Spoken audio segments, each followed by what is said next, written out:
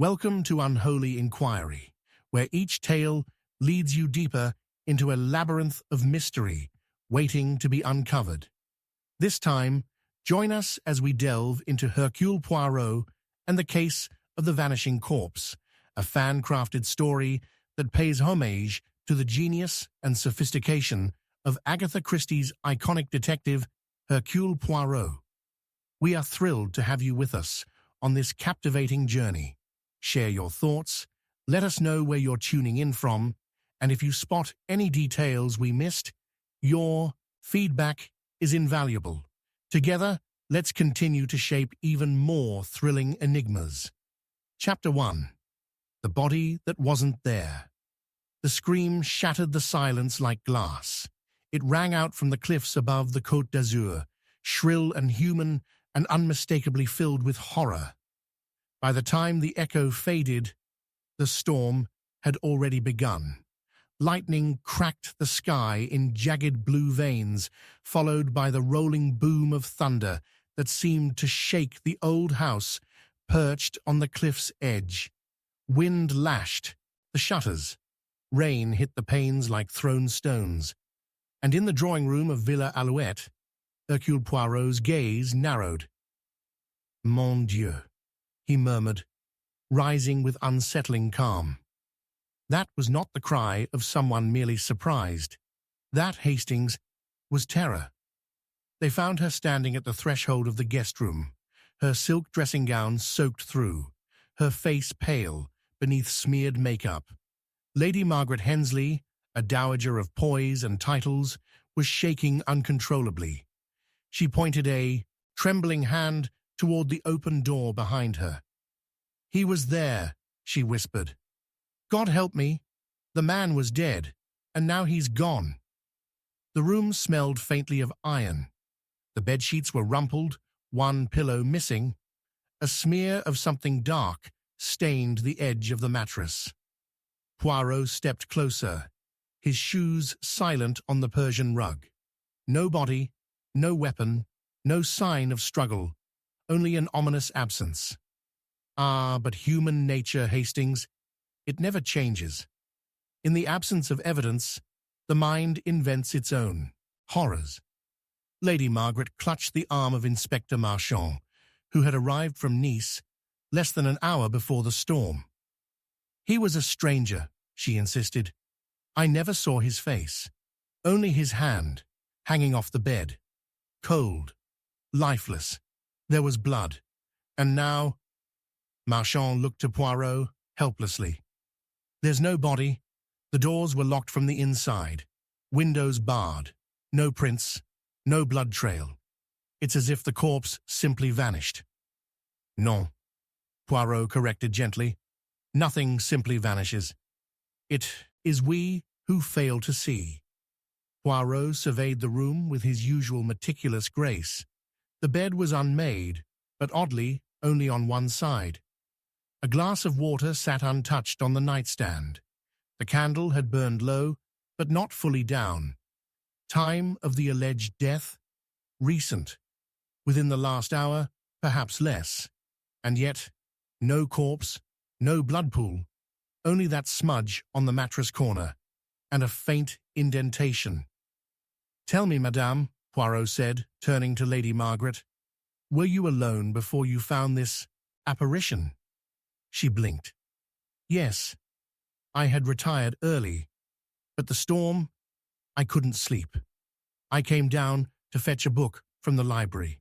That's when I saw the light in this room. It should have been empty. When I looked in—" "You screamed," Poirot finished. "Forgive me, but did you touch the body?" No, I couldn't. I ran." Poirot's brow furrowed. It was then that the first suspect emerged. Julian Mercer, the estate manager, a thin man with a twitch in his left eye and a voice too smooth for comfort, entered from the corridor. "I heard the commotion. My apologies, Mademoiselle Hensley," he said with a low bow. "Perhaps a hallucination?" Lady Margaret flushed. "Are you implying I imagined it?" "Not at all, but the storm, The hour, perhaps a shadow mistaken for... Poirot cut him off. Tell me, Monsieur Mercer, who last occupied this room? He hesitated just a second too long. No one. It's been empty for days. Yet the bed is warm, Poirot said softly. There are fresh footprints on the balcony, and this stain, fresh blood, if I am not mistaken. Mercer's eyes darted toward the window. Perhaps a trespasser? Perhaps, Poirot echoed. But tell me, what sort of trespasser bleeds, lies down in a stranger's bed, and then disappears? Act 2 began with doubt. A search of the villa turned up nothing. No signs of forced entry. The dogs had barked at nothing an hour earlier, but had since gone silent. Poirot walked the grounds with his gloved hands clasped behind him, pausing only once to examine a footprint half-washed by rain beneath the laurel hedge. The next suspect appeared at breakfast. Celeste Duval, the maid, young, nervous, her hands raw from scrubbing. She dropped the silver tray when Poirot asked where she'd been last night. In my room, she whispered. Alone? A pause. Yes. Your shoes are wet. I went out this morning to fetch the milk. There is no milk, Poirot replied, his tone gentle. You lied, mademoiselle. Tears welled in her eyes. Yes, I lied. I saw someone, a man, last night. He climbed the terrace wall. I thought he was a thief. I didn't want trouble, so I said nothing. Poirot nodded slowly. And yet this man is now gone. Perhaps he is the corpse, or perhaps... His eyes sparkled. He never existed at all. The red herring twisted deeper when a letter was found in the fireplace of the study, half-burned, the edges blackened, but legible enough to read a single line. Meet me at midnight. Room 6. Do not bring the photograph. There was no room 6 in the house, but in the servants' quarters, a brass number, 6, had been screwed onto the door of a linen closet. Inside, dust, cobwebs, and a single photograph. Poirot studied it. The image showed a man, middle-aged, sharp eyes, wearing a naval uniform. His face was circled in red ink. Poirot's moustache twitched. He called for Lady Margaret. She looked at the photo and went white. Where did you find this? You know him? Her lips trembled. My husband. Dead? She shook her head. Disappeared 30 years ago, presumed dead at sea, but his body was never found. Ah, said Poirot, now we begin to understand. The twist arrived quietly.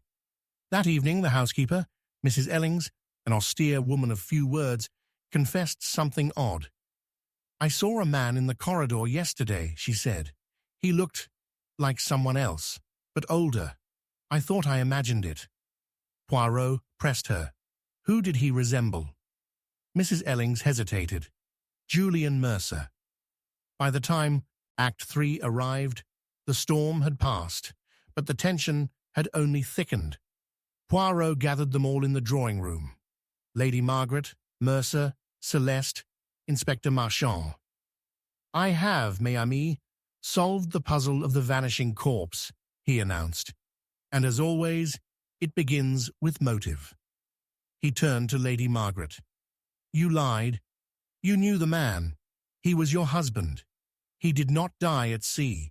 He disappeared to escape debts. Criminal charges, perhaps. She flinched. Yes, but I didn't know he'd returned. You did. He blackmailed you. That was why he was here. That was why you were awake. The scream, it was not terror. It was rage. You killed him. No, Poirot raised a finger. Non, you wanted to kill him, but someone else got there first. His gaze shifted. Julian Mercer, or should I say, Julian Hensley. Gasps rippled through the room. Poirot explained. The man in the photo is your father. The age, the resemblance, it fits. You discovered your father was alive. You tracked him down. But when he returned, you feared he would take the estate, ruin everything. So you arranged a meeting in room 6. You stabbed him there, in secret, then moved the body to the guest room. But the guilt, it was too much. Mercer spoke, voice trembling. How did you know? Poirot's eyes narrowed. The bed. Only one side was rumpled. You did not stage it well. And the missing pillow, hidden beneath the body. You carried it with the corpse to the cliffs, dropped it into the sea during the storm. Marchand stood, stunned. And the maid, Poirot smiled faintly, saw Mercer returning, but was too afraid to tell the truth. It is always fear, n'est-ce pas? Silence. The weight of truth fell like a guillotine. As Marchand took Mercer away, Poirot turned to Lady Margaret, who stared into the fireplace, tears streaking down her powdered cheeks. "What shall I tell the press?" Marchand asked softly. Poirot folded his hands. "Tell them nothing. Let the sea keep its secret. But remember, monsieur, justice is not always a matter of law. Sometimes it is memory." Later, standing alone on the cliff's edge, Poirot looked to the horizon. The waves below whispered secrets to the rocks. The stars flickered cold above. He spoke, not to anyone, but to the night. "Mon ami, a body may vanish, but guilt, it lingers, like the scent of blood in a room, long after it is scrubbed clean." He turned, his silhouette swallowed by shadow. The wind howled behind him, and the storm, at last, began to pass. Chapter 2, A Note from the Dead. A chilling message appears in the victim's handwriting. The ink was still wet when they found it. Inspector Marchand held the note with trembling fingers, the corners fluttering from the wind that crept through the broken window pane. His voice was barely above a whisper. This wasn't here last night."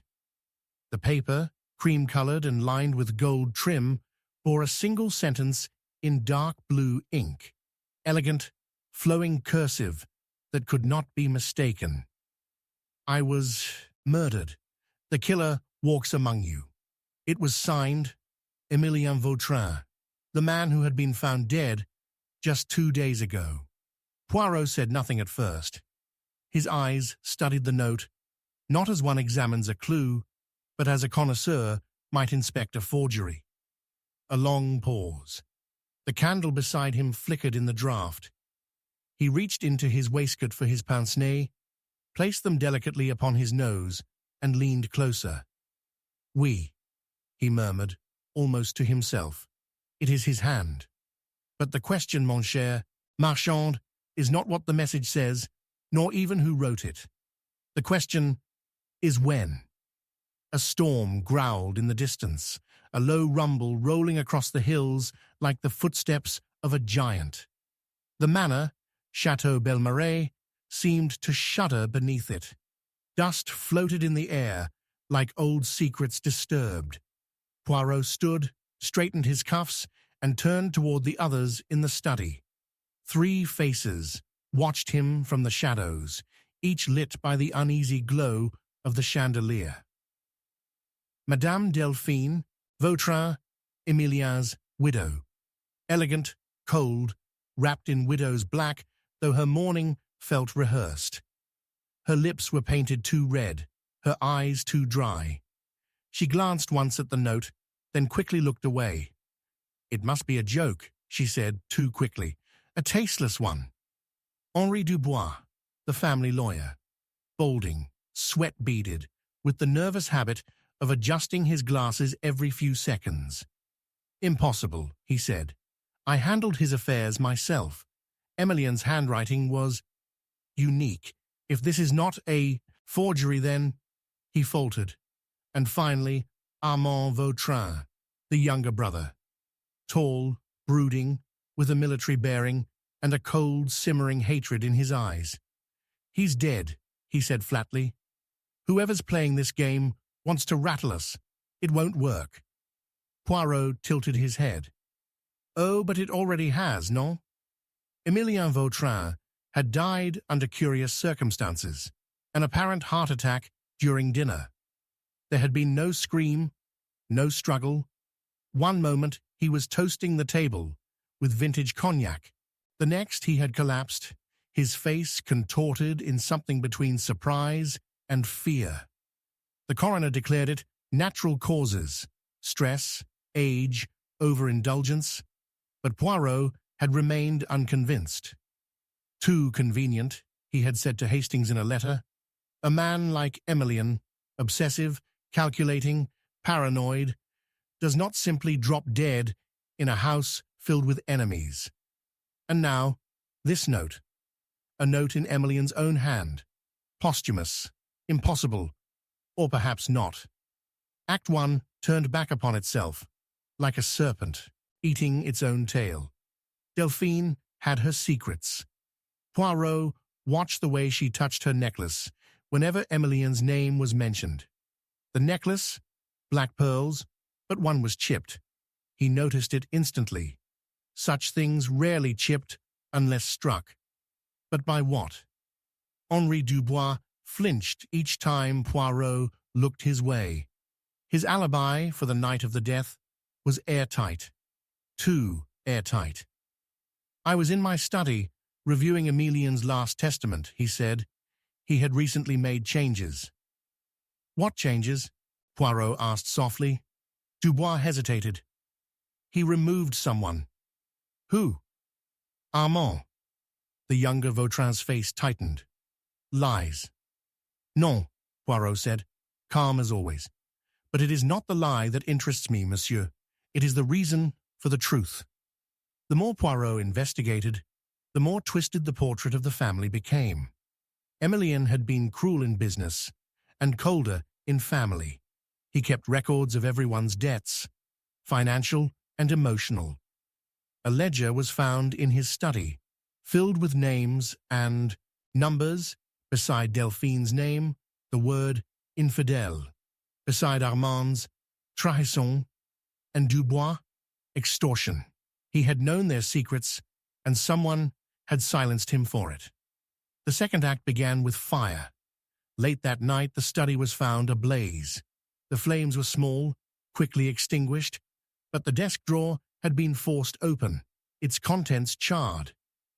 A failed attempt to destroy something incriminating. Poirot mused, inspecting the damage. He retrieved a half-burned corner of a letter, barely legible. "You must leave by the 9th. He knows. D. Delphine." It had to be. Her perfume lingered on the paper, even after the smoke, but she denied it. "I never wrote such a thing." "Non," Poirot said, smiling faintly, "but you intended to." Dubois became erratic after that. He confronted Poirot in the corridor late one evening, his eyes wild. "You think it was me," he spat. "But I know things too. Emilien, he wasn't innocent. He deserved worse." "And yet," Poirot replied, "he is dead. And you, monsieur, you live in fear." Then came the second twist. The ink on the note, it wasn't fresh. Poirot, examining the paper under magnification, noted a subtle dryness to the strokes. "The ink is decades old," he said. "This note was not written recently." "But it refers to his murder," Marchand protested. "Oui, which means—" "It was planted," Armand finished grimly. "Someone is using his old handwriting. Recycled. A trick." Poirot nodded. "Indeed. But the real clue is not in the handwriting. It is, in the paper, he produced a second sheet, found in Emilien's safe. Identical paper, same trim." Poirot had noticed the watermark earlier. Faint, but unmistakable. Custom ordered, dated 1984. Emilien's private stationery. He had likely written many such notes. The killer had simply adapted one, repurposed it. But why? To panic someone, Poirot said aloud, to frighten a guilty conscience. The final act came with the rain. On the third night, Delphine tried to flee. Poirot stopped her at the carriage gate. "Where are you going, madame?" She clutched her coat tightly. "I can't stay. I've seen things, heard things. That note, it's not a warning, it's a curse." Poirot stared at her. "You think he haunts this place?" She looked away. "He promised he would." "Ah, but the dead do not keep promises, madame. Only the living." He revealed what he had discovered that morning. The original note. The real one. Buried behind a false panel in Emilien's study, alongside a recording device and several old tapes. Emilien had been dictating secrets, confessions, his own and those of others. One tape began with the words, "If I am found dead, let them know this was no accident." Delphine's face drained of color. "It was not your husband who wrote that note," Poirot said softly. "It was you. After finding this tape, after listening to his final words, you forged the rest. You wanted to point suspicion elsewhere." She collapsed to her knees. "I didn't kill him," she whispered. "I wanted to, but I didn't. It was the cognac. Someone poisoned it before I had the chance." Poirot turned to Armand. "Shall we tell her the rest, monsieur?" Armand did not deny it. He merely nodded. "He ruined my life. All of us. I waited for the moment. I knew he would toast, so I slipped it in. Just a drop. No pain. Just silence." "And then," Poirot said, "you let your sister-in-law take the fall." She wanted him dead. She would have, eventually. Why not let her suffer the suspicion? Dubois, meanwhile, had tried to blackmail them both, until the note turned suspicion on him too. It was, Poirot reflected, a perfect storm of hatred, secrecy, and fear. Each had desired Emilien's death. Each had moved as if guilty, but only one had done the deed. Armand Vautrin was arrested that night. As they led him away, Delphine watched, silent, her face unreadable. Poirot remained behind in the study, alone with the note, the real one. He held it between his fingers. "I was murdered. The killer walks among you." He smiled just faintly. "Ah, but Monsieur Vautrin, you were wrong. The killer does not walk among them. He hides, in plain sight, always." The rain intensified outside. Poirot folded the note and placed it in his pocket. "People do not fear the truth," he said quietly to the empty room. "They fear the moment it is spoken aloud." And with that, he turned away from the window. Another case closed, but never truly forgotten. Chapter 3. The Locked Room Illusion. No way in, no way out. Yet something escaped. The first thing they noticed was the silence.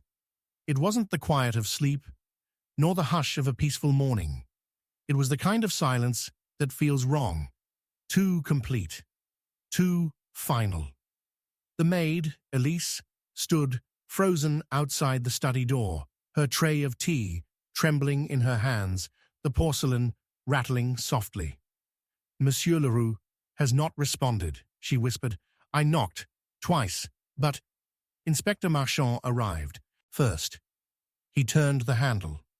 Locked. No sound from within. No movement. And no answer. Then came the blow of his shoulder against the thick walnut door. It cracked open with a groan. Dust motes swirled in the shaft of morning light that slipped between the drapes. The fire in the hearth had long gone out. The room smelled faintly of tobacco and something else, something metallic. Lucien Leroux, the celebrated illusionist, lay sprawled across the Persian carpet, his eyes wide, unblinking. A single, gunshot wound marred his temple. The pistol rested beside him, and yet nothing else had been touched. No broken window, no forced lock, no secret passage. No one entered, Marchand murmured. No one left. Mon Dieu! Poirot stepped into the room moments later, glancing once at the body, then at the desk, the fireplace, the chair slightly askew. He did not speak at first. His silence was not reverent. It was calculating, studying. Ah, the locked room. Always it tempts the criminal, because it dazzles the imagination. But the locked room, Hastings, is not a puzzle for a magician. It is a trap for the mind. And minds, even clever ones, can be deceived. He walked to the windows, still latched, curtains undisturbed, a single cup of cold coffee on the desk. No letter, no sign of struggle, just Lucien Leroux, magician of the stage, now the star of his final, fatal performance. Marchand assumed suicide, a closed room, a man in despair. But Poirot, he noticed the cigarette still burning in the ashtray, barely smoked. The clock on the mantel had stopped at 3:47. The maid said she knocked at 8. The body was cold, but not yet stiff. And then there was the mirror. It hung slightly tilted, as though someone had adjusted it, or perhaps hidden something behind it. He did not yet move it. Not yet. First, the suspects. Act 1 had begun. Madame Celeste Leroux, the wife. Blonde, elegant, unreadable. A former ballerina, she moved with a grace that masked her tension. She wore black. Already, perhaps coincidence, or perhaps foresight. He had enemies, she said, her voice low, distant. Lucien was brilliant, but not kind. Poirot inclined his head. You were married long? 7 years. Too long. There were difficulties? She stared out the window. He had a gift for making people disappear, myself included. Poirot made note of the bruising on her wrist. Faint, but fresh, covered with powder. He said nothing of it, yet. The second suspect, Henri Beaumont, the protégé, young, sharp-eyed, ambitious. He had studied under Leroux for 5 years, worshipped him once, but envy poisons even the purest admiration. He was tired, Henri said. The fame, the pressure, I tried to help, but he was slipping. Poirot raised an eyebrow. Slipping? He hadn't invented a new illusion in 3 years. He was paranoid, convinced someone was stealing his secrets. Poirot noticed the ink on Henri's fingers. Recent. You write much, monsieur? I take notes, Henri said quickly. Designs, concepts. He asked me to archive some of his older tricks. Did he share his plans for this week's performance? Henri hesitated. Not this time. And finally, Gabrielle Moreau, the assistant, quiet, severe, with eyes too old for her youthful face. She had known Lucien longest, longer even than Celeste. I set the stage, she said simply. But what happened behind closed doors? That was his own trick. Poirot studied her hands, calloused from handling props, rope burns near her, thumbs. She glanced away as he looked. You loved him once? He asked gently. She stiffened. He didn't believe in love, only control. A man with no heart, Poirot said, yet someone put a bullet through his head. Act 2 unfolded in shadows. The room, so ordinary at first glance, held secrets after all. Behind the mirror, Poirot found a slip of paper tucked into a seam in the wallpaper. A diagram, no labels. Just a series of boxes, arrows, and the word démonstration. A plan, Poirot murmured. But for what? Henry claimed ignorance. Celeste dismissed it as another of his illusions. But Gabrielle, she stared at it too long. The autopsy revealed something else. The gun was fired at close range, point blank, but no powder burns. Curious. Even more curious, the absence of fingerprints on the pistol. Poirot examined the fireplace. The ashes were cold, yet a faint scent lingered, something chemical. He retrieved a charred envelope fragment with tweezers. Inside it, barely visible wax seal residue. Red, and a single partial word. Vanille. Poison, Poirot whispered. Or perhaps revenine, a return. Celeste grew anxious. She claimed to know nothing of the letter, but Poirot saw through her. She was too composed, too quiet. The bruise on her wrist suggested a struggle. But with whom? Then came the red herring. A hidden compartment in the bookshelf. Within it, a revolver, loaded, unused. Henri's fingerprints. Marchand seized on it. There, the murder weapon. Non, Poirot said calmly. That pistol has not been fired. But someone wanted it found. Someone clumsy. Suspicion swung like a pendulum. Celeste, Henri, Gabrielle. But the locked room itself still loomed. No exit, no passage, no mechanism in the floor or walls. Even Gabrielle confirmed it. I built this room with him. It was his sanctuary. A room of truth, he said. A room no lie could enter or leave. And yet, a lie had killed him. Act 3 began with a whisper. Elise, Poirot said, tell me again what you saw. The maid hesitated. Nothing. I brought the tea. Knocked. No answer. I left. Non, non. You are forgetting something. She blinked. Hearing. I thought I heard the piano. There is no piano on this floor. A pause. Then it must have come from the study. Poirot smiled. Exactly. They returned to the room. Poirot sat at the desk. Lucien was a man of appearances, a master of illusion. He would never kill himself, not when he could stage his own death. Marchand frowned. You think he's alive? Non, he is dead, but not by suicide.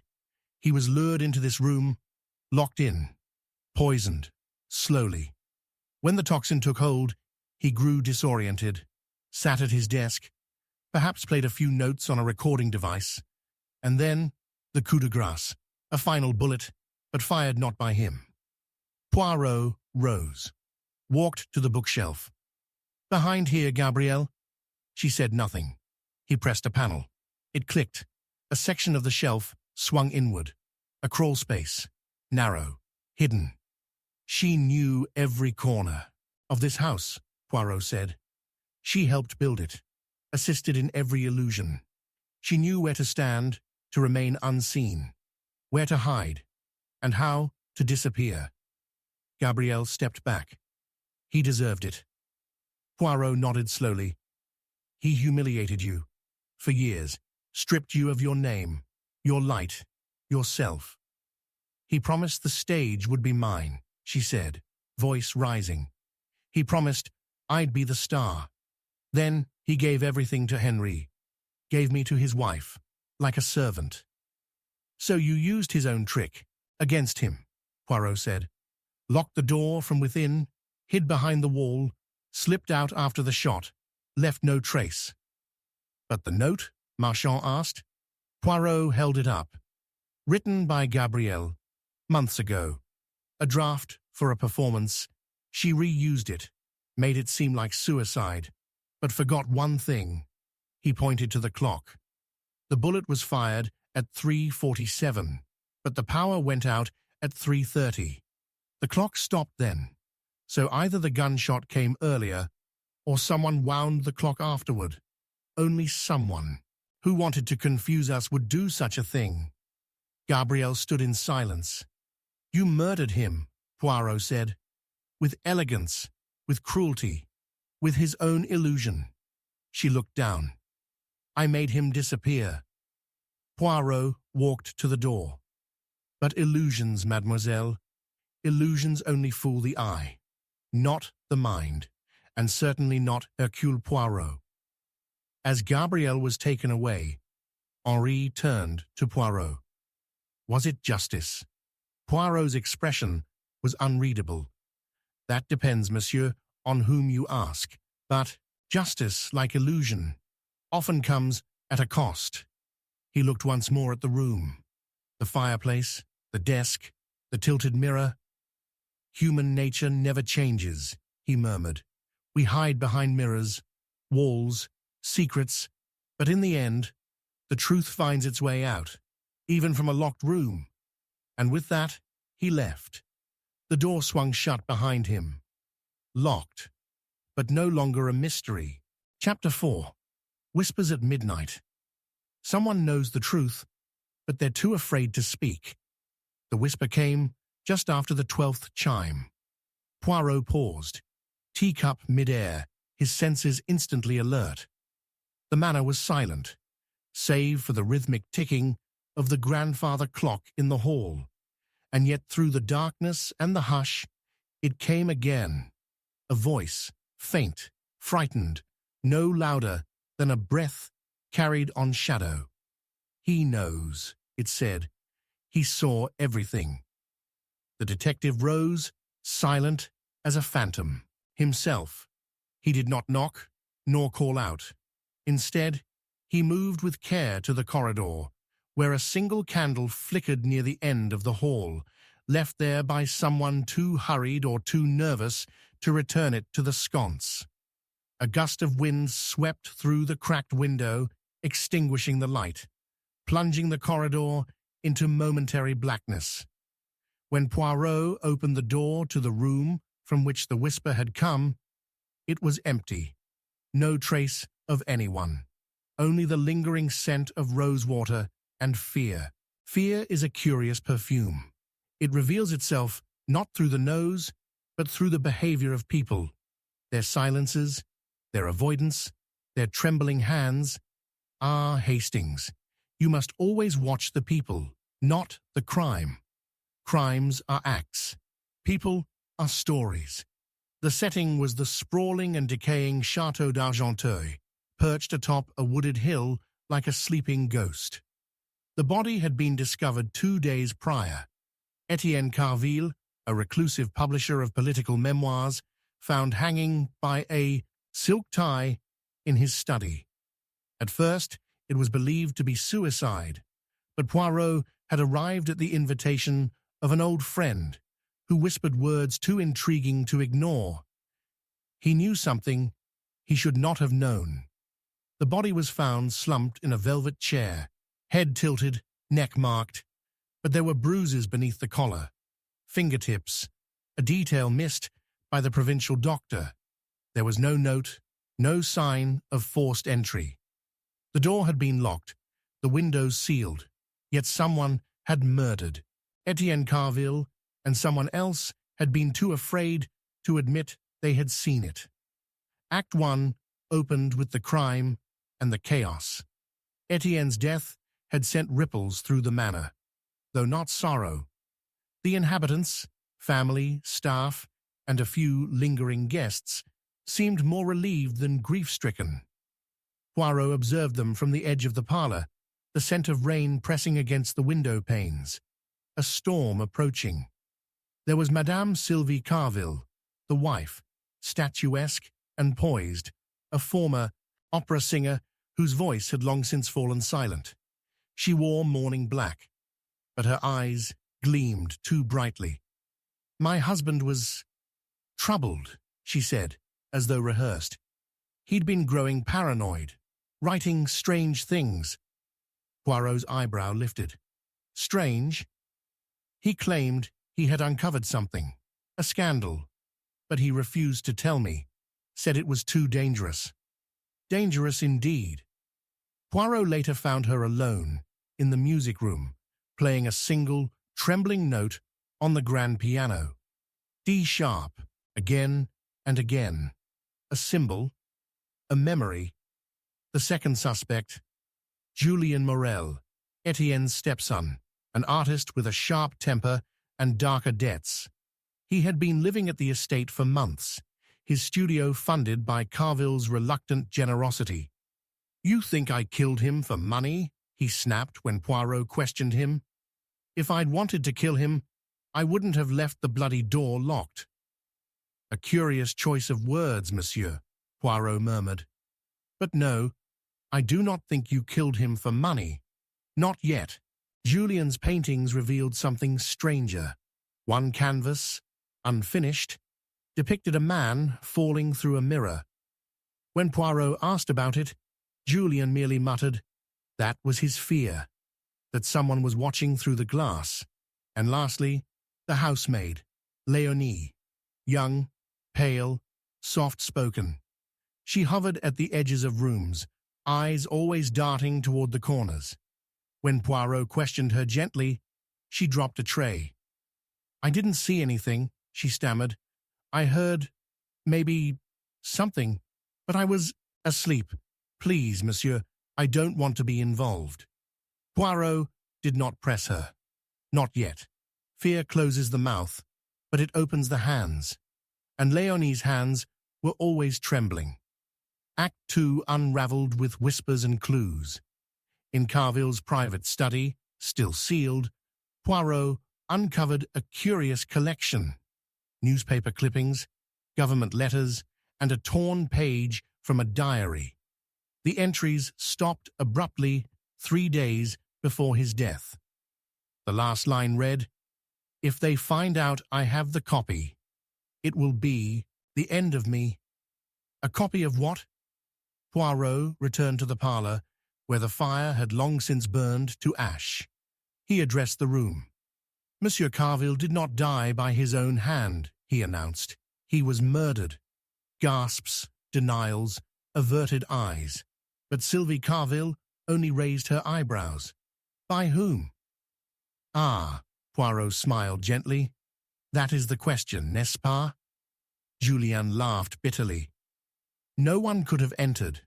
We were all asleep. There were no visitors. No one left the house." Poirot turned to Léonie. "No one left the house, but perhaps someone moved within it." She looked down, clutching her apron tightly. That night, Poirot did not sleep. Instead, he walked the manor, candle in hand, listening. The old house creaked and shifted. He paused at the second-floor landing and noticed it, a loose floorboard. He knelt and pried it open. Within, dust and debris, and a folded piece of paper, a letter, unsigned, a confession of sorts. He knew. He read the ledger. He said he would publish it. "I couldn't let that happen. Please forgive me." But whose handwriting? He took the letter to Sylvie. She denied it, took it to Julien. "Not mine," he said coldly. But Léonie turned white when she saw it. "I didn't write it," she whispered, "but I know who did." Poirot leaned forward. "You heard something that night?" She nodded, tears forming. "I heard voices. At midnight. In the library. They were arguing. He said he would expose her, that he had the proof. And then I heard the piano." "The piano?" she nodded. "3 notes, always the same. D sharp. It was a signal. I think it meant it was done." Poirot's eyes gleamed. "Merci, mademoiselle." The red herring twisted the narrative. Julien, cornered, confessed, though not to murder. "I found his notes," he said. "He was planning to expose my real father, a politician. He'd kept it secret all his life. I begged him to keep it quiet. He refused. I threatened him, but I didn't kill him." Poirot believed him. He was impulsive, angry, but not cold, and Carville had not died from impulse. It had been methodical, silent. In the final act, Poirot returned to the music room. The grand piano was closed. He opened it and discovered, wedged beneath the lid, a small object, a broken metronome, set to tick, tick, tick, at D sharp. a sound signal. A code between two people. Poirot gathered the suspects once more. "Madame Carville," he said, "you used to sing. You understand pitch. You would know how to mimic a whisper, how to deceive with sound." Her expression hardened. "What are you implying?"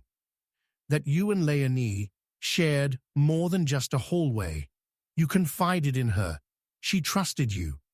And when you killed your husband, you told her it was to protect her, to protect the house, the family. But it was to protect yourself." Sylvie rose, trembling. "He was going to destroy us." "He found the ledger," Poirot said. "The proof of the affairs, the bribes, the blackmail. He was going to publish everything. So, you poisoned him. Slowly, over weeks. When the paralysis set in, you made it look like a hanging. But you left bruises. Too forceful. You played the piano at midnight. A signal to Léonie that it was done. You used fear to bind her to you." Sylvie turned to Léonie, who stood silent, tears on her cheeks. "It wasn't supposed to end like this," Sylvie whispered. "But Madame," Poirot said softly, "when does it ever?" She was arrested at dawn. As the sun broke through the trees, Poirot stood alone in the hallway, looking out at the mists curling over the hills. "People do not whisper to protect secrets," he said aloud. "They whisper because they know the walls are listening. But truth, like sound, always escapes." The clock chimed once more. Midnight had passed, but the echoes remained. Chapter 5. Blood without a body. Forensics confirm it.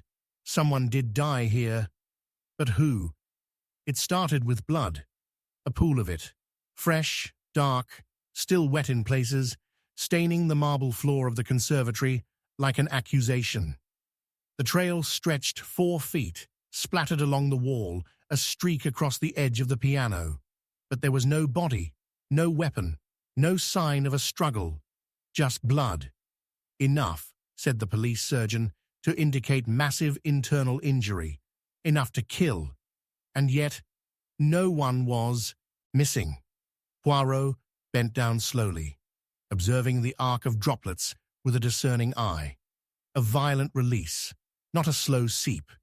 Yes, the person had fallen or collapsed. But from what? There was no sign of dragging. No scuff marks, no handprints, no trail leading out. The only door had been locked from the inside, when Elise, the maid, had arrived to open the shutters that morning. "The blood is real," Inspector Marchand confirmed, wiping his brow with a handkerchief. "Human. Fresh. Male. Type AB, yet no body," Poirot replied softly. "So we must ask, not only who has died, but why the body should choose to vanish while the blood does not." He rose with a frown, his fingertips tucked neatly behind his back, as he moved through the conservatory like a man gliding across a chessboard. The scent of jasmine lingered in the air, artificial, chemical, mixed with something more acrid, fear and ammonia. The sun filtered through stained glass overhead, casting eerie patterns on the red slick floor. It was a beautiful room, a perfect stage. Ah, but murder is always a performance, Hastings, and it is not the scenery we must watch. It is the actors who fumble their lines. The household was gathered, grim-faced and waiting. Lady Isabelle d'Aubigny, mistress of the manor, tall, severe, dressed in silks that whispered as she moved. Her face was porcelain and just as brittle. "There's no one missing," she insisted. "None of the staff, none of my guests. It must be some vagrant, some animal." "Non, Madame," Poirot interrupted with quiet authority. "There was no animal. The blood is human, and the quantity, I fear, points not to a scratch, but a fatal blow." Beside her stood her brother, Charles Hawthorne, a former naval officer turned estate manager, stoic, sun-weathered, but with something nervous behind the eyes. Perhaps the body was removed during the night, he offered. Somehow, there are no passages, old ones, beneath the east wing. Poirot's head tilted. Indeed, but no one mentioned these before. We try not to speak of them, Lady Isabel cut in sharply. They are dangerous, crumbling. And yet they remain, Poirot said softly. Sometimes what is buried beneath is more revealing than what lies in plain sight. The third suspect introduced himself, Gregory Vale, a guest of the family. A playwright, urbane, clever, with a glint of cynicism in his tone. A man bleeds out and disappears. It's practically Shakespearean, he mused. Perhaps we are merely characters in someone else's grand illusion. Poirot offered him a smile that didn't reach the eyes.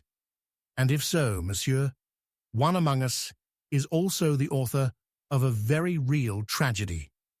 Act 1 had opened with chaos, but now came the storm of speculation. The forensic report confirmed the blood belonged to someone with rare markers, type AB, male, unknown DNA profile. But everyone in the household was accounted for. No strangers were reported on the grounds. No staff were absent. And yet the blood remained.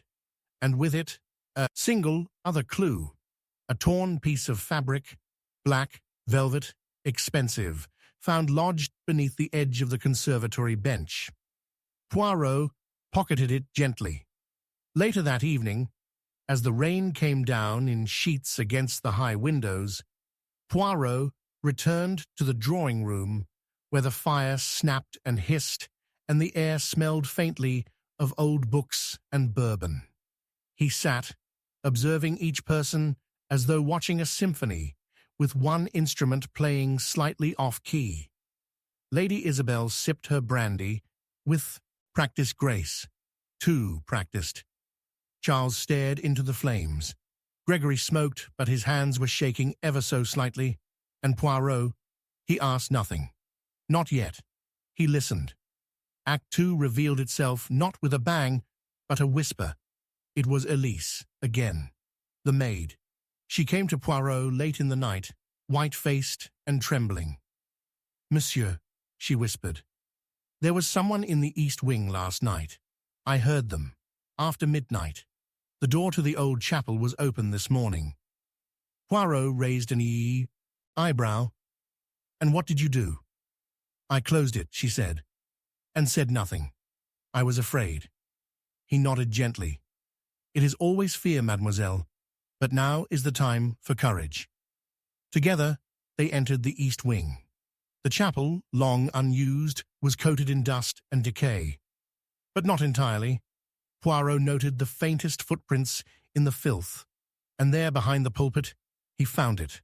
A trapdoor, ancient, groaning on rusted hinges. Below, a passage, black, damp, and cold. He descended alone.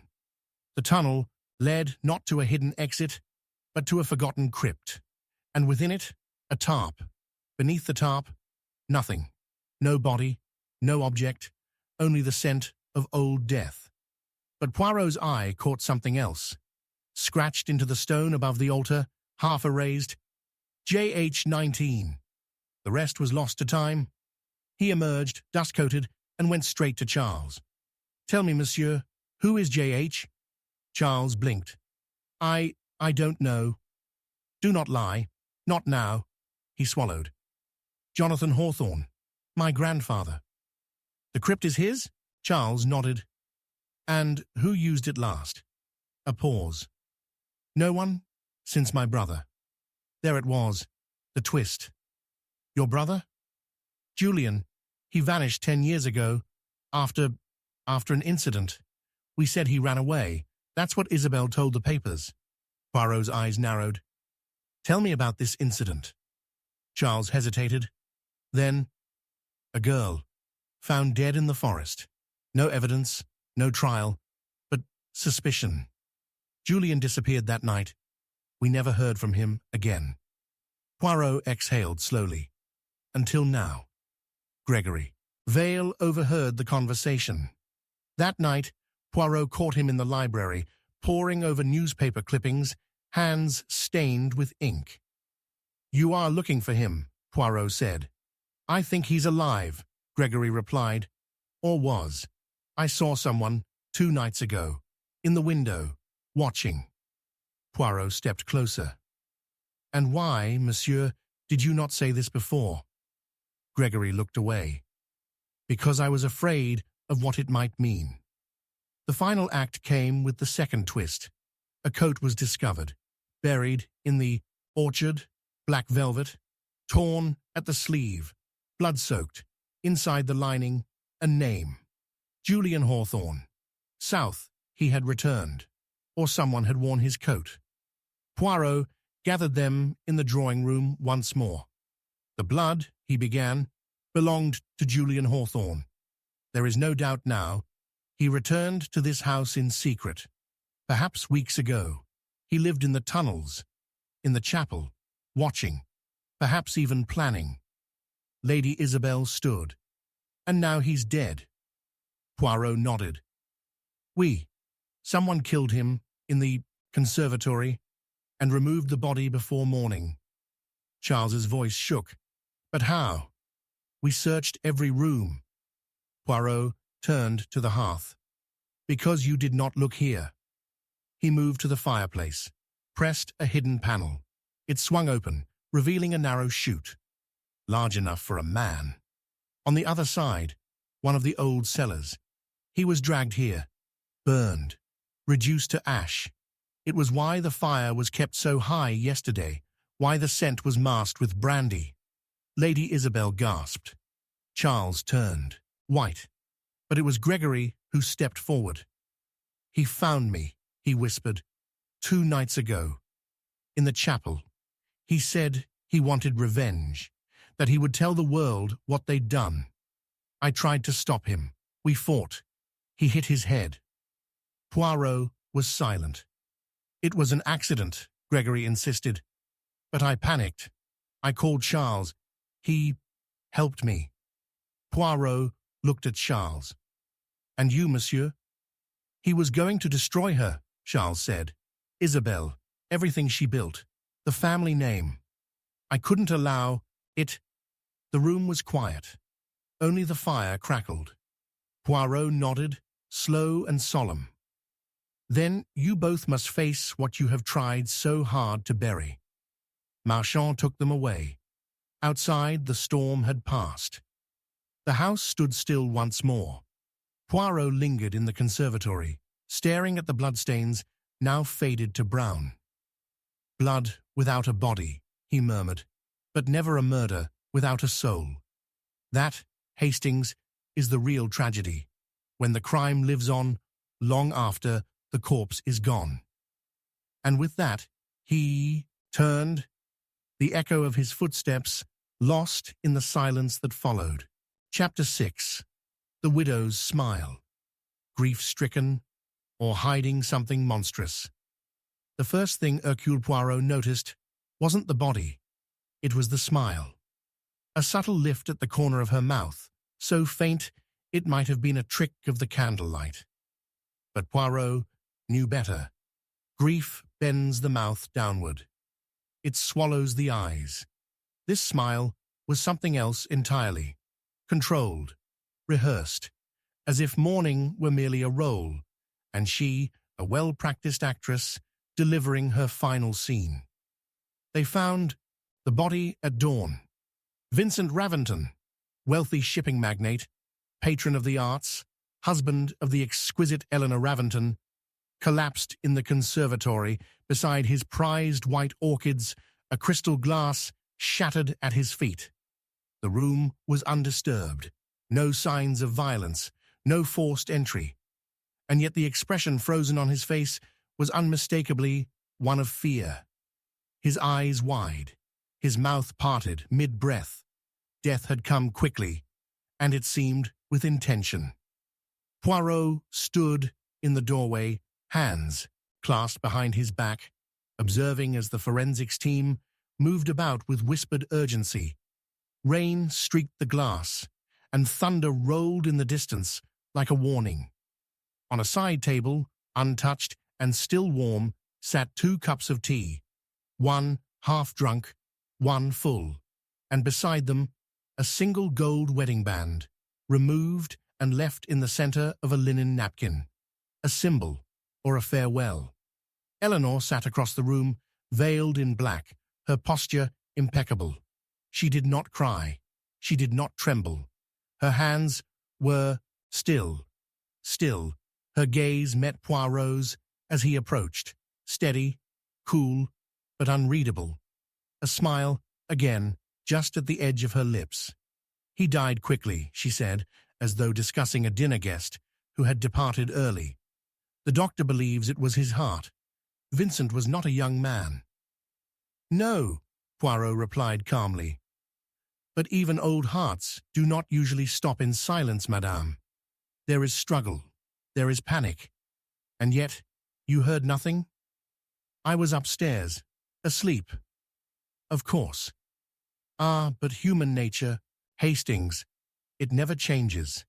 Even in the face of death, it seeks to preserve itself, its image, its dignity.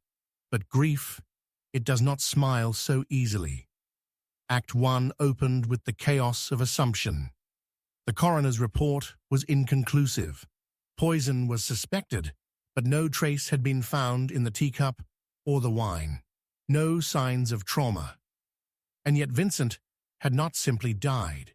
His posture was unnatural, tilted, twisted, and the orchids beside him, white as ghost light, bore a strange, reddish stain on their petals. Poirot, kneeling, dabbed it with a handkerchief.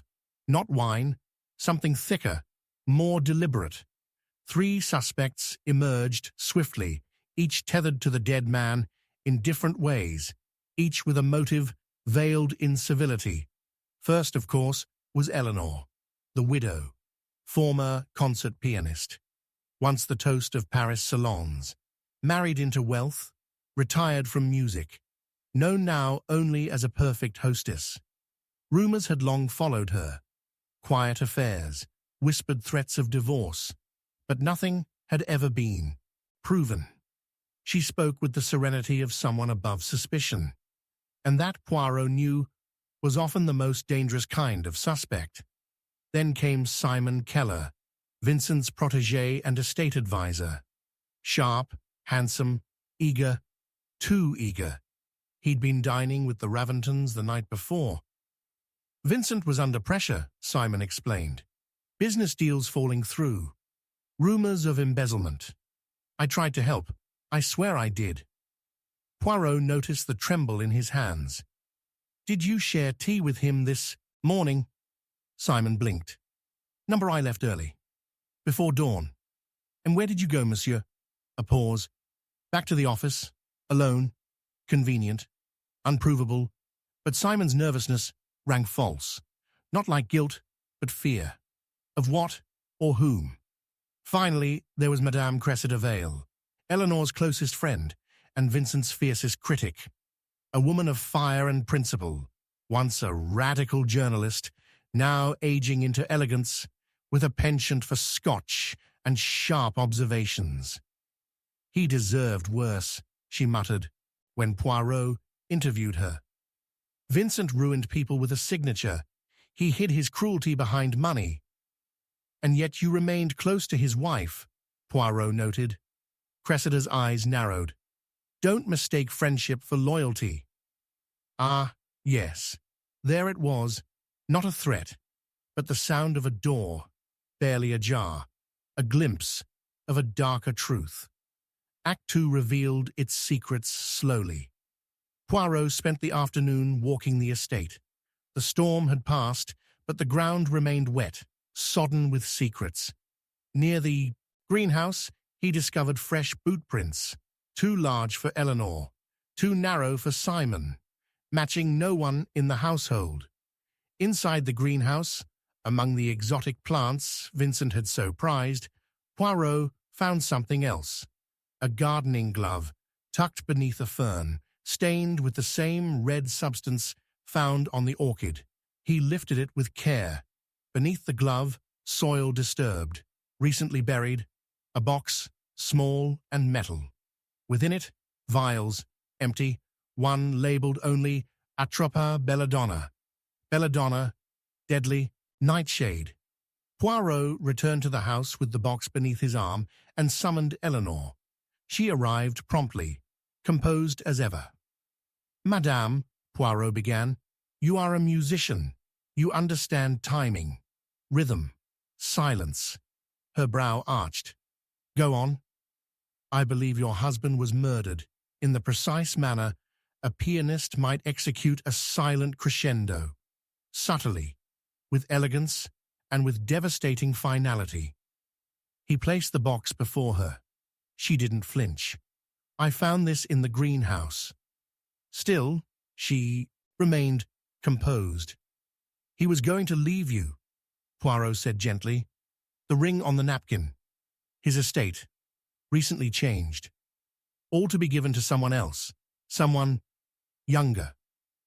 Eleanor looked at him for a long moment. Then, finally, she spoke. "Do you believe I would kill for money, Monsieur Poirot?" "No," he said softly, "not for money." And then he left her. The red herring arrived that evening. Simon Keller, arrested while trying to leave the country. In his bag, a contract, unsigned, granting him control of Vincent's largest holding company, a forged signature. Poirot inspected it quietly, then shook his head. "No, this was planted." "But he ran," Marchand protested. Poirot smiled faintly. "He ran from something, not necessarily from guilt." Simon, under pressure, confessed, "but not to murder." "He told me," Simon whispered, "the night before he died. Vincent said she would ruin him, that he was changing the will to protect himself." "Who?" Poirot asked. Simon didn't hesitate. "Eleanor." Act 3 dawned with finality. Poirot summoned the household to the parlor. The fire was low, the room quiet as a tomb. Rain tapped at the windows again, and the smell of orchids filled the air, ghost-like and perfumed with decay. "I have solved the puzzle," Poirot said. "It is a curious one, because the murderer left no fingerprints, no witness, no confession, only a smile." He turned to Eleanor. "You did not kill your husband." Gasps, a flicker of confusion. "But you knew he would die. You planned it, you set the stage, but the final act was not yours." He turned to the true culprit, Madame Vale. Cressida froze. "You were the one in the greenhouse. You mixed the tincture from his own plants. You gave it to him that morning, disguised as medicine. Something for his heart." Eleanor knew, but she said nothing. "Because you did what she could not." Cressida's voice shook. He was going to destroy her, cast her aside, replace her, after everything. "You loved her," Poirot said, "all these years." "She was trapped," Cressida whispered. "She deserved her freedom." Poirot nodded. "You gave her that, and she gave you her silence." Marchand stepped forward. Cressida did not resist. As they led her away, Eleanor stood, silent, her face unreadable. "You knew," Poirot said gently. "I suspected," she replied. "Yet you said nothing." She turned toward the window. The orchids swayed in the wind. "I had been smiling for so long, Monsieur Poirot. I no longer knew what was beneath it." Poirot bowed his head. "Grief and guilt often wear the same mask, madame, but one disappears with time. The other lingers." She said nothing more. Later, alone in the conservatory, Poirot looked once more at the white orchids. The red had faded. The storm had passed, but the widow's smile, that would remain. "Love," he murmured, "is the most dangerous motive of all. It forgives, it hides, and sometimes it kills." Then he turned and walked away, the echo of silence following him. Down the hall, Chapter 7. A fingerprint. Too perfect. Poirot senses a trap. But who set it? The scream came not from panic, but from precision. It was the kind of scream rehearsed behind bedroom doors, behind theatre curtains, sharp, deliberate, controlled. By the time Poirot reached the study, the door was already open, and the scent of gunpowder still hung heavy in the air. The lights flickered above, casting long, trembling shadows across the polished mahogany floor, and in the very center of the room, framed like a tragic portrait beneath a shattered chandelier, lay the body of Lionel Ferncroft. He had died seated at his desk, slumped forward, a neat hole in his temple, the pistol still warm in his lifeless hand. Blood trickled slowly along the carved edge of the writing table and pooled near a silver inkwell. Everything about the scene screamed suicide, too loudly in fact. And that, Poirot thought, was where the trouble began. Poirot's eye immediately found the fingerprint on the pistol, clear, clean, centered perfectly along the metal grip, a pristine mark, as if placed for display rather than discovery. Marchand, ever dutiful, knelt beside the corpse with a gloved hand and murmured, "It's his. Ferncroft's, no doubt." "Indeed," Poirot said softly, his gaze sweeping the room. "And that, my friend, is precisely why we must doubt it." The house was an estate-turned-fortress. Greystone Hollow, a centuries-old manor perched atop cliffs that met the sea with an unforgiving violence. Inside, the wind groaned through the beams and the fireplace crackled with more menace than warmth. Poirot stood at the window, watching the rain blur the edges of the world, and considered the question not of how a man died, but why someone had tried so hard to make it look like he chose to. Act 1 began with the gathering of the suspects. Ferncroft, a former intelligence officer turned private financier, had recently returned to England after a mysterious 2-year absence. His reappearance had unsettled many. Now he was dead. The will had not yet been updated. His assets, immense, were in dispute. Motives, Poirot thought, would not be in short supply. Eleanor Ferncroft, the wife, was the first to speak. Grief-stricken, composed, yet something in her posture spoke of fatigue that ran deeper than mourning. "He was distant, Monsieur Poirot. Since his return, he was afraid, always watching the windows, locking his study, carrying that pistol everywhere." "Did he say why?" She hesitated, only that he made enemies, dangerous ones. Poirot studied her carefully. The sadness in her eyes was genuine, but her wedding ring was missing, a detail small enough to overlook, unless one was looking. The second suspect was Captain Roger Merton, an old military companion of Ferncroft's, broad-shouldered, moustached, proud. "Lionel saved my life more than once," he said, voice firm. "But these past months, he was unraveling. He believed someone had followed him back from Istanbul." "And did you?" Poirot asked, eyes narrowing. Merton stiffened. "Of course not. But I will not pretend to understand his paranoia. He had secrets, things he never told even me." The third, perhaps most curious figure, was Iris Dunmore, the family's attorney, young, intelligent, unsmiling. Her answers came clipped, mechanical. His affairs were complex, offshore holdings, coded accounts. He had enemies in finance, yes, but his death is personal, not professional. Poirot noted the ink on her fingers. Blue, same shade as the half-written letter on Ferncroft's desk. "Were you here last night?" he asked her. "I stayed in the guest room. He asked me to come. There were documents. Urgent." "Did he seem suicidal?" Her brow furrowed, number agitated, but determined. "He was planning something." Poirot folded his arms. Then why would he die before putting ink to paper? She had no answer. The autopsy, completed before dawn, revealed no struggle, no foreign fingerprints, no drugs in the blood. Just a single gunshot wound and Lionel Ferncroft's own print on the pistol. But Poirot felt a disturbance beneath the surface. Like a stage set too perfectly, every prop arranged with unnatural precision. He returned to the study. This time, he looked at the floor. One scuff mark, a single line along the floorboards beneath the desk, as if someone had been dragged or had stepped into position. Poirot reached beneath the desk and found a small fibre, red, silk, the colour of Iris Dunmore's blouse from the night before. He did not accuse her, not yet. Act 2 twisted the knife.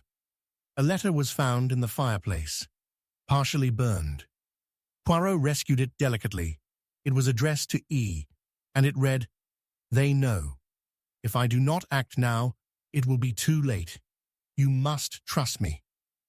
Poirot approached Eleanor once more. "E is you?" he asked. She nodded, slowly. "He told me something awful, about what he had done, what he planned to undo." "What was it, madame?" "I never found out." Poirot turned the letter over. The backside bore a fingerprint. Also Ferncroft's. Also, too perfect. He returned to the pistol. Had it been wiped and reprinted? Manufactured? Planted? He examined the grip under magnification. The answer came swiftly. No smudges, no ridge imperfections. It was not real. It had been lifted. From glass. Reapplied. "Ah," Poirot whispered. "So clever. And yet, not clever enough." He now knew it was murder. But who set the trap? And why? A second red herring revealed itself in the form of a security report.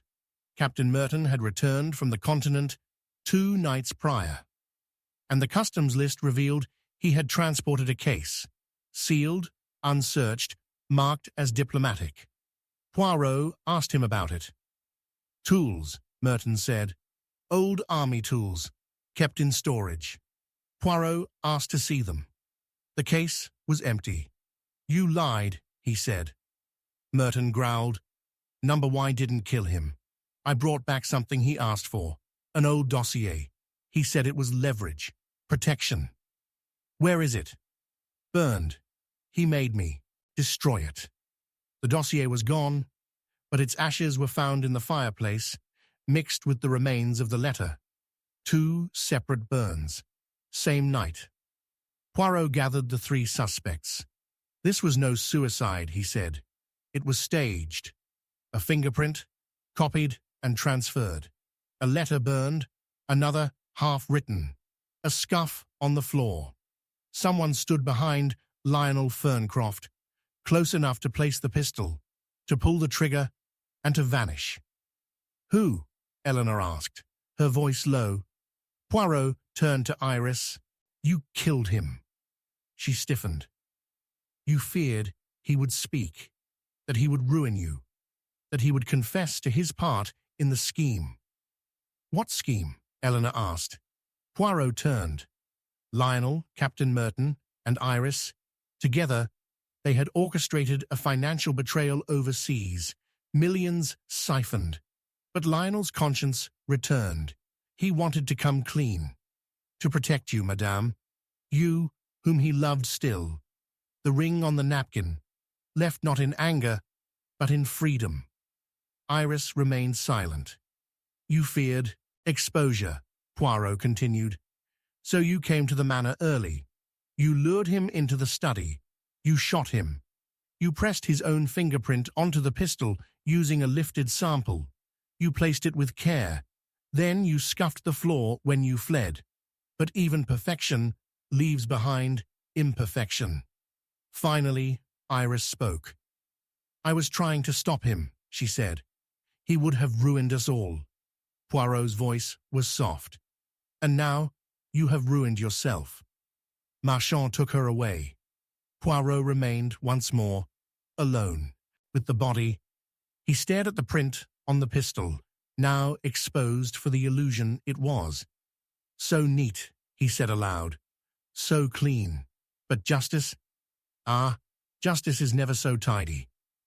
The waves crashed against the cliffs below.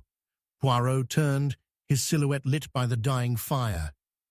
In murder, mon ami, he whispered to the empty room. The truth does not shout. It waits, quietly, until someone listens. And so he did. Chapter 8. The Butler's Final Lie. One confession unravels everything, or so it seems. The butler's voice broke as he whispered the final words. I killed him, monsieur. The wind rattled the windows, the fire cracked in the hearth, and for a long, breathless second, silence swallowed the drawing room.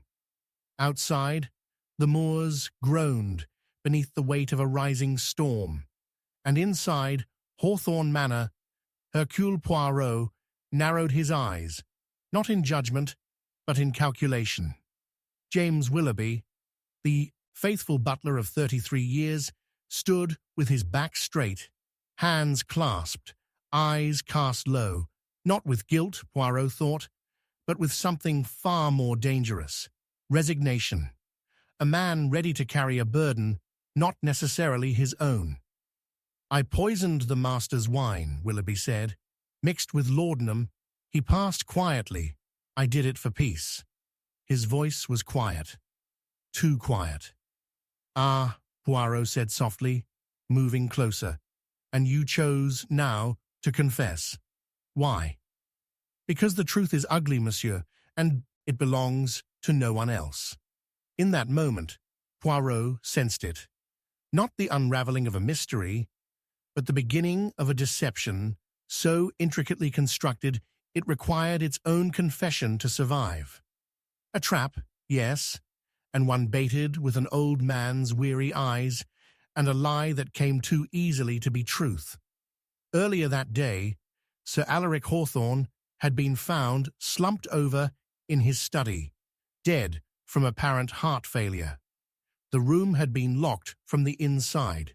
The doctor had declared natural causes, but Poirot, summoned by the family at Eleanor Hawthorne's urgent request, had arrived to find a scene far too pristine. A half-finished glass of red wine, a ledger open on the desk, a small peculiar pin lying beneath the edge of the chair, its golden tip smeared faintly with what appeared to be wax. It was the pin, not the body, that first captured Poirot's attention. It was not Sir Alaric's. Of that, he was certain. The family, meanwhile, had already begun mourning in the Hawthorne way, solemn, elegant, and performed. Eleanor Hawthorne, the devoted niece and executor of the estate, was composed to the point of frost. My uncle was a great man, she said flatly, but he made enemies, even among us. Poirot's eyebrow lifted. And you, madame? Were you among them? Her lip barely twitched. We had disagreements. And did those disagreements involve the will? Her eyes met his. No one liked how he wrote it. The second to come under Poirot's eye was Francis Hawthorne, Alaric's estranged younger brother, an aging rake-turned-art dealer with debts more numerous than his paintings. Alaric was a tyrant, Francis said over brandy, controlled everything. Even in death, I imagine he'll find a way to haunt us. And did you see him yesterday? Poirot asked. Francis shook his head. Number not, since the week before. We argued. About? He hesitated. The land. He refused to sell. Said I'd ruin the family legacy. And would you? Francis met his gaze. I might have. Then came Charlotte. Vale, the ward, beautiful, unsettling. Raised by Alaric after her parents died mysteriously in Italy, she now stood to inherit the lion's share of the estate. He was my guardian, she said softly, brushing a gloved hand over a vase. He loved me. And you? I loved the man he used to be. Poirot tilted his head. And what did he become? She looked up, just briefly. Someone afraid of losing everything. Act 1, the crime and chaos, had presented a death with no clear villain and a confession, too neat to trust. Poirot suspected what so many overlook: timing. Willoughby's confession had come not with the discovery of the body, but 24 hours later, after the solicitor had arrived and after the reading of the will had been scheduled for morning. Too late to prevent suspicion, but just early enough to disrupt inheritance. Curious. Act 2 began with contradiction. Poirot asked Willoughby for the details: how he slipped the laudanum, where he stored the vial, how he retrieved the glass afterward. The butler gave answers, smooth ones, practiced. But when Poirot examined the wine decanter, he found no trace of laudanum at all. Instead, the glass itself, only the glass, showed signs of a rare South American alkaloid, far deadlier, undetectable by smell, and one only used in specific, untraceable methods of murder. "Laudanum, monsieur?" Poirot said, turning to Willoughby. "You lie, but I must ask, for whom?" Willoughby said nothing. The red herring came in the form of a diary. Discovered in Alaric's secret drawer, beneath the floorboards, it revealed entries about the people he no longer trusted. "Charlotte grows distant," one read. "Francis plots again. Eleanor knows more than she says. Only Willoughby remains loyal." And then, days before his death: "If I die, it will not be of natural cause, and the answer will lie with the one who speaks least." Poirot studied the final line. "It is not a clue," he said aloud. "It is a misdirection, because the one who speaks least is always assumed to know the most." He began watching Charlotte more closely, her routine, her demeanor, the gloves, always the gloves. A breakthrough came that evening when Poirot found the wax seal again, this time on the floor near the piano. A fragment, the same as the pin. He traced it to an envelope tucked deep in the fireplace ash. Carefully preserved, the letter inside was from a Swiss bank. It was addressed to Charlotte. It contained notice of a transfer, half the estate, activated upon Alaric's death. But the bank signature had been forged, not with clumsiness, but with surgical precision. Act 3 arrived with the reading of the will. The family gathered in the library.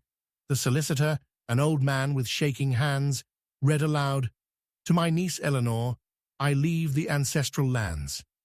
To my brother Francis, a sum of £10,000. And to my ward, Charlotte Vale." He paused. Poirot interrupted. "No," he said, "this is not the true will." All eyes turned. "This," Poirot continued, "was a replacement, forged and activated by death, a death carefully orchestrated." Eleanor stepped forward. "Then who killed him?" Poirot turned slowly. "To find the answer," he said, "we must ask, who had the ability to mimic a perfect crime and then offer a perfect confession to distract us?" He looked at Willoughby. "Not you." Willoughby's eyes widened. "You were asked to lie, to protect the true killer, and you agreed. But you are a man of honor. You chose laudanum, a traceable poison, because you wanted to be caught. You hoped I would see through you." Then Poirot turned to Charlotte. "You wore gloves, even indoors, not because of cold, but because of guilt. You handled the pin. You pressed the seal. You wrote the forged letter. You delivered the poison not through the wine, but through the ink. You knew Alaric's habit of licking his pen before writing. You laced the ink. It killed him within an hour." Charlotte's expression didn't change. You forged the letter to the bank. You bribed the solicitor. And you told Willoughby that Alaric had changed the will again, that he would disinherit you. You manipulated the only man in this house who still believed in honor. Eleanor gasped. Francis cursed. Charlotte simply smiled. Poirot's voice softened. You killed the man who saved you. For freedom, for fortune, and because you could. Marchand arrested her then, but not before she turned to Poirot and whispered, He taught me everything I know. Afterward, Poirot stood alone by the hearth. Ah, Hastings, he said into the flames, even the most loyal servant may become the weapon of another's design. But the lie, it cannot stand, not forever. It bends beneath the weight of its perfection. He looked down at the ashes, the seal, the pin. And in the end, it is the smallest detail that always confesses first. And with that, he turned and disappeared into the storm. Chapter 9. Return of the Corpse. The body reappears in the most impossible place. The scream came not from terror, but recognition. A sharp intake of breath, followed by a single, shaking word. Impossible. The maid had dropped the breakfast tray in the hallway, her eyes fixed on the grand piano in the drawing room. Not for the music, which had long been silent, but for what now rested atop it, draped in a crimson curtain, like a theatrical unveiling, a body, stone cold, eyes wide, limbs arranged, almost reverently, stared at the high-vaulted ceiling. It was the same man who had vanished 5 days ago. The same man declared dead, then gone. The corpse of Ambrose Duval had returned. Poirot was summoned immediately. The air inside Chateau Carignan felt unnaturally still, as if the manor itself was holding its breath. Rain lashed against the windows. The candles in the sconces flickered as Poirot moved through the main hall, noting every disturbed rug, every muddy footprint, every silence that stretched too long. When he entered the drawing room, he did not speak. He simply approached the body, adjusted his cufflinks, and knelt down beside the piano bench. The face was unmistakable. Ambrose Duval, famed art dealer, social pariah, and blackmailer. Identifiable even in death. Twice over. Mon Dieu, murmured Inspector Marchand beside him. How is this possible? Poirot raised one brow. A man may vanish, yes. A man may reappear. But a corpse, that is another matter entirely. It does not walk. It does not choose. It is placed. The room had not been broken into. No signs of forced entry. The staff had been asleep. The guests accounted for. The windows were latched, the doors locked, and yet the corpse had returned. 5 days prior, Ambrose had been declared missing. Blood in the cellar, a broken wine bottle, a trail that ended at the manor's edge. No body had been found. The assumption was murder, disposal. Poirot had suspected otherwise, and now, with the return of the corpse, the question had shifted. Not who killed Ambrose Duval, but why return him now? Act 1 unfolded in chaos.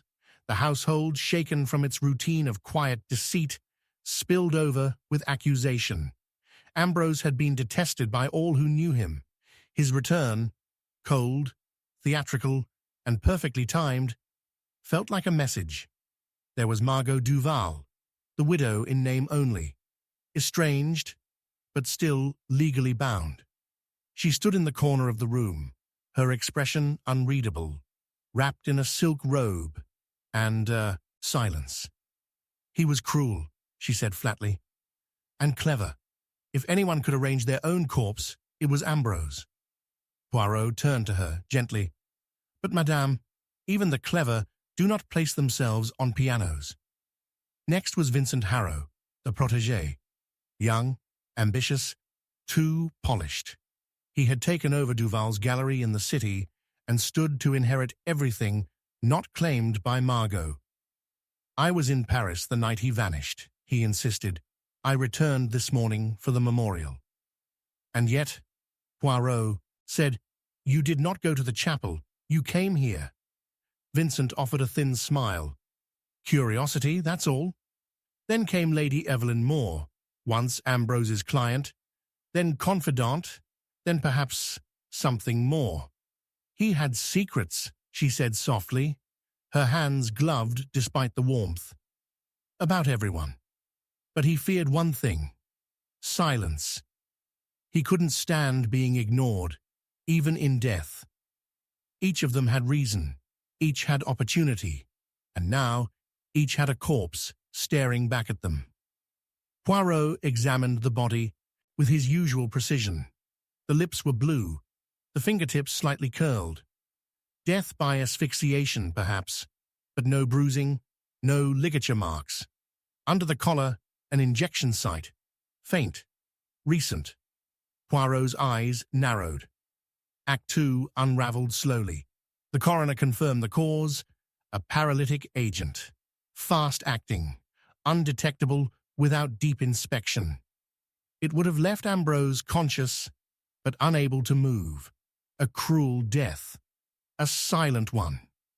The first twist came with the autopsy report. Ambrose had died, not 5 days ago, but within the last 24 hours, which meant he had never vanished. He had been held. But by whom? Poirot searched the manor, room by room. In the cellar, behind a stack of vintage crates, he found a small cot, a bowl, a blanket, dust disturbed. No fingerprints, only a single hair. Blonde. He returned to Lady Evelyn. "You visited the cellar often," he said. "For wine," she replied. "And did you find anything unusual?"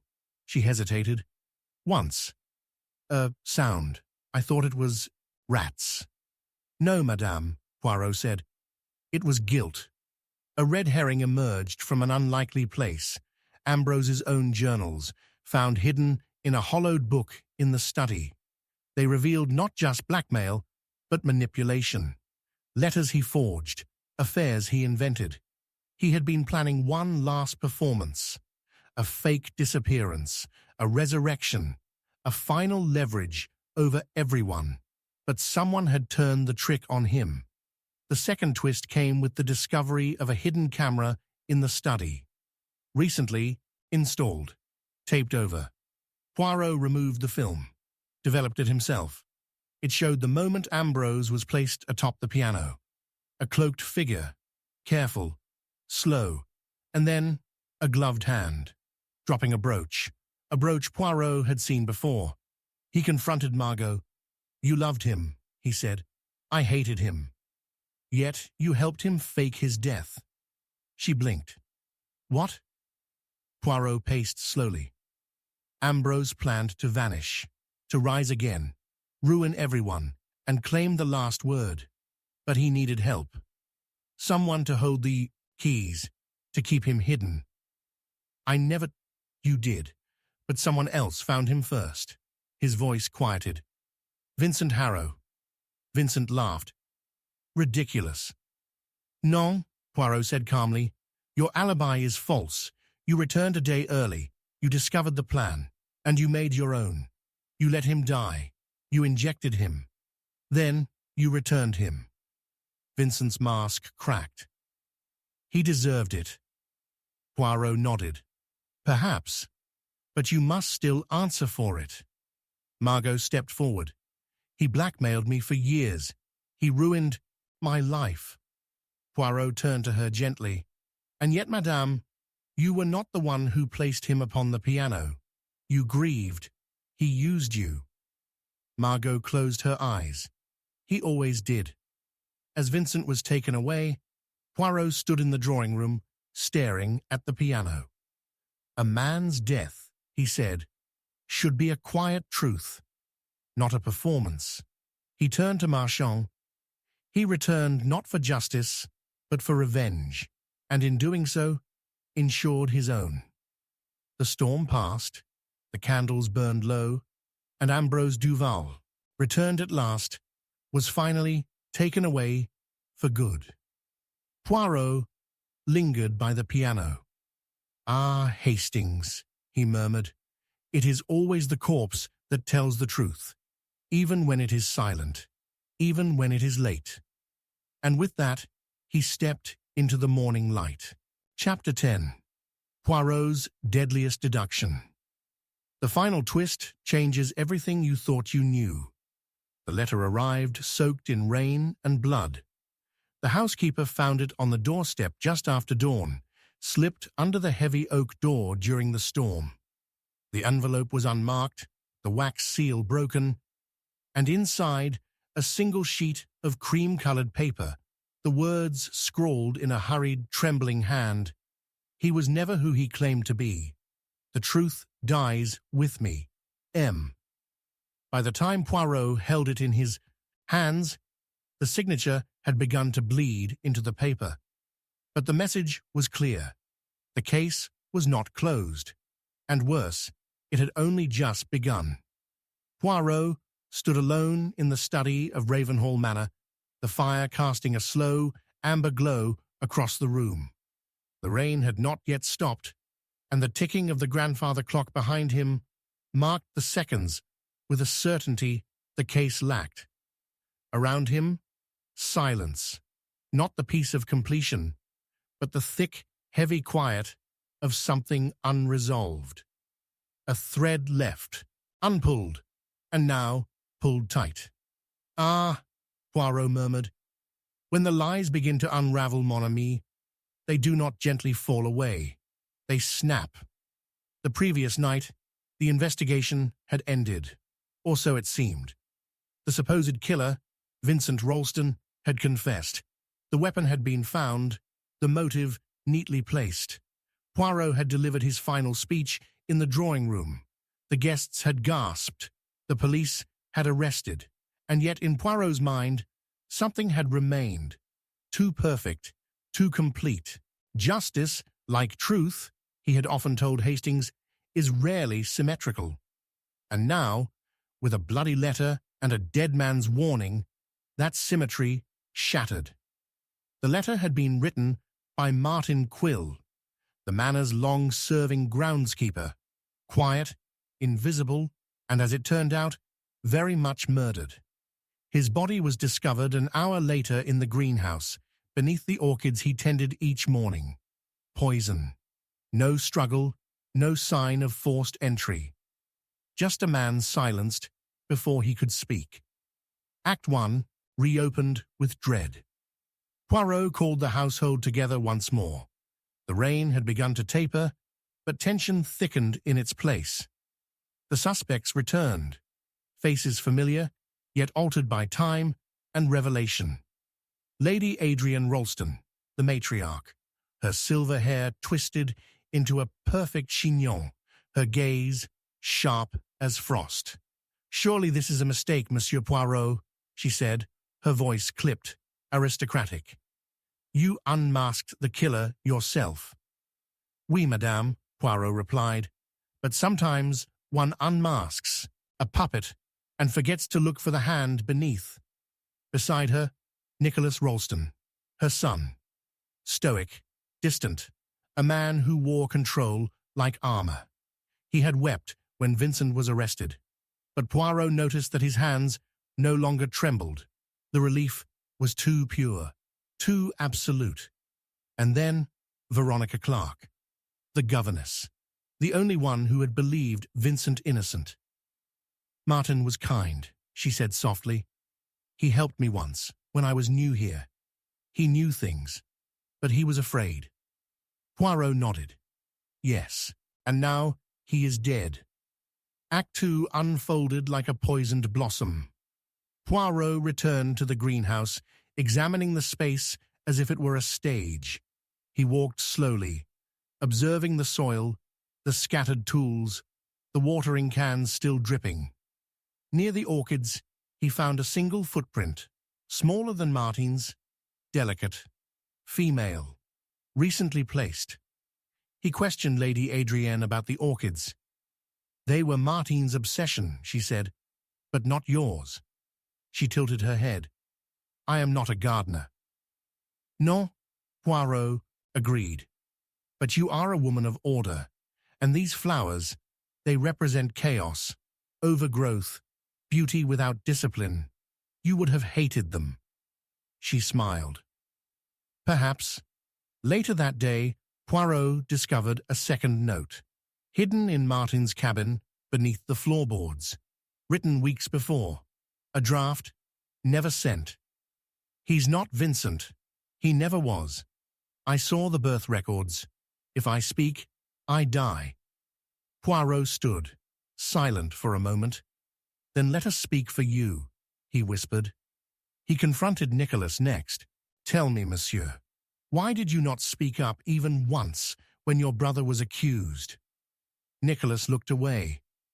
I believed he was guilty. No, you wanted him to be. The confession came in pieces. The man known as Vincent Ralston was not. He had been adopted quietly as a child, an orphan passed off as legitimate heir to protect a scandal long buried. Martin Quill had known. He had helped cover it. But as Vincent began to dig into his past, Martin grew afraid. He had written the first letter, and then someone had silenced him. Poirot summoned the household again. Act 3, as always, belonged to truth. The murder of Ambrose Duval, Poirot began, was never about money, nor revenge. It was about identity. It was about a man who began to believe the mask he wore was not a lie, but his right. He turned to Lady Adrienne. You adopted a child, gave him your name, your house, your protection, but not your love.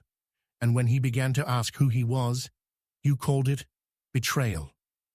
Her face tightened, but she said nothing. Poirot then turned to Nicholas. You, monsieur, stood by while your brother was taken away in chains, not because you believed in his guilt, but because it secured your place, the true heir. Nicholas's voice was cold. He wasn't my brother. He was more your brother than your pride ever allowed. Finally, Poirot faced Veronica. You believed in him, truly, but even you did not know who he was, until Martin told you. Veronica's hands trembled. I loved him. Poirot softened. Yes, and that is why you tried to save him. But someone else ensured he never learned the truth. He opened a small box, Martin's final belonging. Inside, the real birth certificate, the name Julien Marchand, not a Ralston, a child from a scandal between Lady Adrienne and a man whose name was struck from the records. Poirot looked up. It was Lady Adrienne who killed Martha, not to protect a secret, but to protect a lie, the lie she built her entire family upon. Adrienne rose, slowly. You will never prove it. Ah, madam, Poirot said, stepping forward, but I already have. He reached into his pocket and produced the wax seal, the same one used on the letter, matched perfectly to the seal on Lady Adrienne's private correspondence, one that never left her writing desk. She found the letter, Poirot said, before Martin could send it, and she ensured his silence. But she made one error. She believed a dead man could not return. He paused. Martin Quill was that man silenced once, but now, through us, he speaks. Lady Adrienne was taken into custody. Nicholas remained silent. Veronica wept, and Poirot stood, staring at the fire. All this, he said softly, because of one man's search to know who he was, and the world's refusal to let him. Marchand approached. What will happen to him? Poirot turned. He will be free, but not untouched. And as the rain finally ceased, Poirot spoke his final words. Of all the cases I have solved, this was the deadliest, not because of how the man died, but because of how many were willing to kill to keep him from ever truly living. And with that, he turned into the fading stormlight, his silhouette sharp against the dawn.